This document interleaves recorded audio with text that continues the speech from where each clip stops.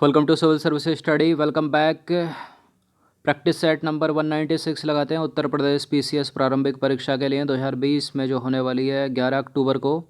जितने भी स्टूडेंट 16 अगस्त को खंड विकास अधिकारी बीईओ का एग्ज़ाम देने वाले हैं वो भी इस टेस्ट को कम से कम 2 बार तो लगा ही लेना। तो चलिए स्टार्ट करते हैं। इंपॉर्टेंट है, आज हो गई है 13 अगस्त 2020 जब यह टेस्ट रिकॉर्ड किया जा रहा है। तो क्वेश्चन नंबर 1 पर आ जाइए। निम्नलिखित में से किसे रिचर्ड डॉकिंस पुरस्कार 2020 के लिए चुना गया है? किसको चुना गया है रिचर्ड डॉकिंस पुरस्कार 2020 के लिए? जावेद अख्तर को। ऑप्शन नंबर ए है इनका आंसर। तो देखिए, जाने माने शायर व गीतकार जावेद अख्तर को अमेरिका के न्यूयॉर्क स्थित सेंटर फॉर इंक्वायरी ने वर्ष 2020 के अपने रिचर्ड डॉकिंस पुरस्कार हेतु चुना है। प्रसिद्ध अंग्रेजी विकासवादी जीव विज्ञानी रिचर्ड डॉकिंस के नाम पर स्थापित यह पुरस्कार पाने वाले जो जावेद अख्तर हैं वो पहले भारतीय हैं। क्वेश्चन नंबर 2 पर आ जाइए।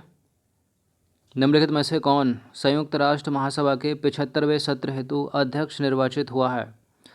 संयुक्त राष्ट्र महासभा के 75वें सत्र हेतु अध्यक्ष कौन निर्वाचित हुआ है? Volkan Bozkir. कौन निर्वाचित हुआ है? Volkan Bozkir. Option number A. तो देखिए, टर्की के वोल्कन बोजिक्कर संयुक्त राष्ट्र महासभा के 75वें सत्र के अध्यक्ष निर्वाचित हुए। और देखिए, इस पद हेतु संयुक्त राष्ट्र महासभा में उनका जो चुनाव है वो 18 जून 2020 को निर्विरोध हुआ है। क्वेश्चन नंबर 3 पर आ जाइए। निम्नलिखित कथनों पर विचार करना है। 2 स्टेटमेंट है यहाँ पर और बताना है कि इनमें से कौन सा सत्य है। भारत को संयुक्त राष्ट्र महासभा की अध्यक्षता करने का अवसर 1953 में मिला था। श्रीमती विजय लक्ष्मी पंडित संयुक्त राष्ट्र महासभा के 8वें सत्र की अध्यक्ष बनी थी। बिल्कुल ये करेक्ट है दोनों के दोनों स्टेटमेंट। इसका आंसर हो जाएगा ऑप्शन नंबर सी। तो देखिए, भारत को संयुक्त राष्ट्र महासभा की अध्यक्षता का अवसर मिला था सबसे पहले 1953 में और श्रीमती विजय लक्ष्मी पंडित संयुक्त राष्ट्र महासभा के इस 8वें सत्र की अध्यक्षता बनी थी। श्रीमती विजय लक्ष्मी पंडित संयुक्त राष्ट्र महासभा की पहली महिला अध्यक्षा थीं। क्वेश्चन नंबर 4 पर आ जाइए। निम्नलिखित में से किस देश के उद्योग जगत के सबसे बड़े संगठन भारतीय उद्योग परिसंघ का अध्यक्ष चुना गया है? किसको चुना गया है? किरण मजूमदार शाह नहीं है, उदय कोटक हैं, Uday Kotak. Option number B. तो श्री उदय कोटक को देश के उद्योग जगत के सबसे बड़े संगठन भारतीय उद्योग परिसंघ का अध्यक्ष चुना गया है। इनकी यह नियुक्ति 2020-21 के लिए की गई है। क्वेश्चन नंबर 5 पर आ जाइए। निम्नलिखित में से किसे संयुक्त राष्ट्र संघ के जिनेवा स्थित कार्यालय में भारत के स्थायी प्रतिनिधि के रूप में नियुक्त किया गया है? किसको? इंद्रमणि पांडे को। किसको नियुक्त किया गया है? Indramani Pandey. Option number B. तो इंद्रमणि पांडे को जुलाई 2020 में संयुक्त राष्ट्र संघ के जिनेवा स्थित कार्यालय में भारत के स्थायी प्रतिनिधि के रूप में नियुक्त किया गया है। इनका नाम याद रखिएगा, इंद्रमणि पांडे। क्वेश्चन नंबर 6 पर आ जाइए। निम्नलिखित में से किस एथलीट के द्वारा प्रतिबंधित दवा का सेवन करने के कारण उनसे हाल ही में स्वर्ण पदक छीन लिया गया है? देखिए, दवाइयाँ होती हैं कुछ जो प्रतिबंधित हैं वाडा के द्वारा, और खिलाड़ी इनको क्यों लेते हैं? अपना जो इनकी क्षमता है उसको बढ़ाने के लिए लेते होंगे। तो लेकिन ये प्रतिबंधित है, वो गलत है। तो नाम क्या है इनका? गोमती मरीमुथु। गोमती मरीमुथु को जो है बैन कर दिया है, 4 साल के लिए बैन किया गया और स्वर्ण पदक भी छीन लिया गया इनसे। तो देखिए, अप्रैल 2019 में दोहा में संपन्न एशियाई एथलेटिक्स चैंपियनशिप में महिलाओं की 800 मीटर दौड़ में स्वर्ण पदक जीतने वाली भारतीय धाविका गोमती मरीमुथु प्रतिबंधित दवाओं के सेवन की दोषी पाई गई, जिसके चलते उनका यह स्वर्ण पदक जो है उनसे छीन लिया गया और साथ ही कर दिया गया उनको प्रतिबंधित 4 वर्ष के लिए। ये नाम याद रखना इंपॉर्टेंट हो सकता है। क्वेश्चन नंबर 7 पर आ जाइए। निम्नलिखित कथनों पर विचार करना है और 2 स्टेटमेंट है यहाँ पर बताने के, इनमें से कौन सा करेक्ट होगा। पहला स्टेटमेंट है, भारत के 36 वर्षीय अंपायर नितिन मेनन को सत्र 2020-21 के लिए अंतर्राष्ट्रीय क्रिकेट परिषद के अंपायरों के एलीट पैनल में जून 2020 में शामिल किया गया है। आईसीसी के अंपायरों के एलीट पैनल में स्थान पाने वाले यह तीसरे भारतीय हैं क्या? नितिन मेनन। बिल्कुल करेक्ट है दोनों के दोनों स्टेटमेंट। इसका आंसर हो जाएगा ऑप्शन नंबर सी। पढ़ लीजिएगा उसको 2 बार।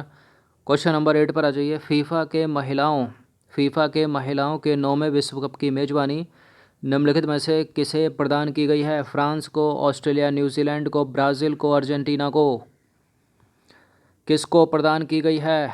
ऑस्ट्रेलिया और न्यूजीलैंड को प्रदान की गई है। ऑप्शन नंबर बी है इसका आंसर। यूरोप में तो नहीं हो पाएगा कोविड-19 की वजह से। तो फीफा के महिलाओं के 9वें विश्व कप की मेजबानी संयुक्त रूप से जो है ऑस्ट्रेलिया और न्यूजीलैंड को दी गई है। यह आयोजन 10 जुलाई से 20 अगस्त 2023 के दौरान होगा और फीफा के महिलाओं के 8वें विश्व कप का आयोजन जो है जून जुलाई 2019 में फ्रांस में हुआ था। ये चीज़ याद रखिएगा।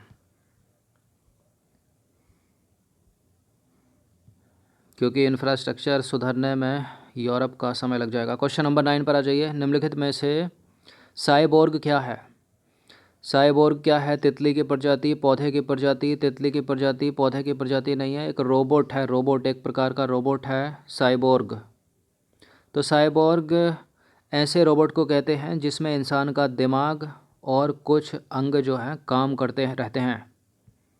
एक रोबोट है साइबोर्ग। क्वेश्चन नंबर 10 पर आ जाइए। निम्नलिखित में साइकामोर क्या है? साइबोर्ग तो रोबोट हो गया, साइकामोर क्या है? मछली की प्रजाति नहीं है, एक एक्सोप्लैनेट नहीं है, मकड़ी की प्रजाति नहीं है, एक प्रकार का कंप्यूटर है ये साइकामोर। देखिए, वैज्ञानिकों ने सुपर कंप्यूटर से भी लाखों गुना तेज काम करने वाला कंप्यूटर तैयार कर लिया है जिसका नाम है साइकामोर। इसका विकास जो है गूगल ने किया है। यह 200 सेकंड में उस घटना को संपन्न कर देता है जिसे संपन्न करने में कोई सुपर कंप्यूटर 10,000 वर्ष लगाएगा। क्वेश्चन नंबर 11 पर आ जाइए। वर्ष 2020 का अर्थार निम्नलिखित में से किस दिन मनाया गया? मोस्ट इम्पॉर्टेंट है क्वेश्चन। अर्थार मतलब घंटा भर 8:30 से लेकर 9:30 के बीच में ये मनाया गया। कब मनाया गया लेकिन? अप्रैल में या मार्च में? ये मनाया गया 28 मार्च 2020 को। क्या करते हैं इसमें? इलेक्ट्रिसिटी बंद करनी होती है, बिजली। तो वर्ष 2020 का अर्थ आर जो है 28 मार्च 2020 को विश्व भर में मनाया गया। अपने ग्रह पृथ्वी की सुरक्षा एवं संरक्षण के प्रति प्रतिबद्धता व्यक्त करने के लिए world life fund WWF for nature की पहल पर अर्थ आर प्रतिवर्ष मार्च के किसी शनिवार, प्रायः अंतिम शनिवार को स्थानीय समयानुसार रात्रि में 8:30 बजे से 9:30 बजे के दौरान मनाया जाता है। क्वेश्चन नंबर 12 पर आ जाइए। इनमें से वर्ष 2019 में अर्थ ओवरशूट डे किस दिन मनाया गया? वो अर्थ आर डे है। ये है 2019 का अर्थ ओवरशूट डे। कब मनाया गया ये? 19 जुलाई 2019 को, 19 अगस्त 2019 को, 19 जून या 19 मई? क्या हो जाएगा इसका आंसर? जुलाई में। कब? 19 जुलाई 2019 को मनाया गया अर्थ ओवरशूट डे 2019 का। क्वेश्चन नंबर 13 पर आ जाइए। निम्नलिखित कथनों पर विचार करना है। अर्थ ओवरशूट डे से तात्पर्य किसी कैलेंडर वर्ष में उस तिथि से है जिस दिन मानव ने उस वर्ष के लिए आवंटित प्राकृतिक संसाधनों का उपयोग कर लिया है। पहला अर्थ ओवरशूट डे 1987 में 19 दिसंबर को मनाया गया था। बिल्कुल ये करेक्ट हैं दोनों के दोनों स्टेटमेंट। इसका आंसर क्या हो जाएगा? Option number C. Question number 14 पर आ जाइए। इंपॉर्टेंट है ये। निम्नलिखित कथनों पर विचार करना है। 2 स्टेटमेंट है यहाँ पर, बताने के इनमें से कौन सा करेक्ट है। पहला स्टेटमेंट है, नेपाल को पेट्रोलियम एवं डीजल की आपूर्ति करने के लिए पश्चिम बंगाल के मोतिहारी से नेपाल के अमलेखगंज के बीच एक तेल पाइपलाइन बिछाई गई है हाल ही में। यह दक्षिण एशिया में पहली क्रॉस बॉर्डर तेल पाइपलाइन है क्या? बताइए। देखिए, बिल्कुल ये दक्षिण एशिया में पहली क्रॉस बॉर्डर तेल पाइपलाइन है। करेक्ट है दूसरा वाला स्टेटमेंट। पहला वाला कहाँ गलत हो रहा है? पहला वाला यहाँ गलत हो रहा है। ये जो मोतिहारी है ना, पहली बात तो पश्चिम बंगाल में नहीं है, ये बिहार में है। तो बिहार से नेपाल जाएगी ना। थोड़ा दिमाग लगाइए, मैप माइंड में चलना चाहिए। आप बिहार नज़दीक है नेपाल के या पश्चिम बंगाल? बिल्कुल ये मोतिहारी जो है पश्चिम बंगाल नहीं होगा, गलत है स्टेटमेंट ये। दूसरा वाला सही है, केवल पहला इनकरेक्ट है। तो देखिए नेपाल को पेट्रोल एवं डीजल की आपूर्ति करने के लिए बिहार के मोतिहारी से नेपाल के अमलेखगंज जाएगी पाइपलाइन, ना कि पश्चिम बंगाल के मोतिहारी से। जो दक्षिण एशिया में पहली क्रॉस बॉर्डर तेल पाइपलाइन है, इसका उद्घाटन 10 सितंबर 2019 को किया गया। क्वेश्चन नंबर 15 पर आ जाइए। वर्ल्ड इन्वेस्टमेंट रिपोर्ट 2020, विश्व निवेश रिपोर्ट 2020 में भारत का कौन सा स्थान है? कौन सी रैंक आई है भारत की? 91वीं रैंक आई है। कौन सी आई है? 91वीं रैंक। तो विश्व निवेश रिपोर्ट 2020 में भारत को जो है वो 91वां स्थान प्राप्त हुआ है। तो ये 15 प्रश्न थे इंपॉर्टेंट, अच्छे से इसका रिवीजन कर लीजिएगा एक बार कम से कम, और एक बार से 2 बार कर लेना जो भी स्टूडेंट BEO का एग्ज़ाम दे रहे हैं। धन्यवाद।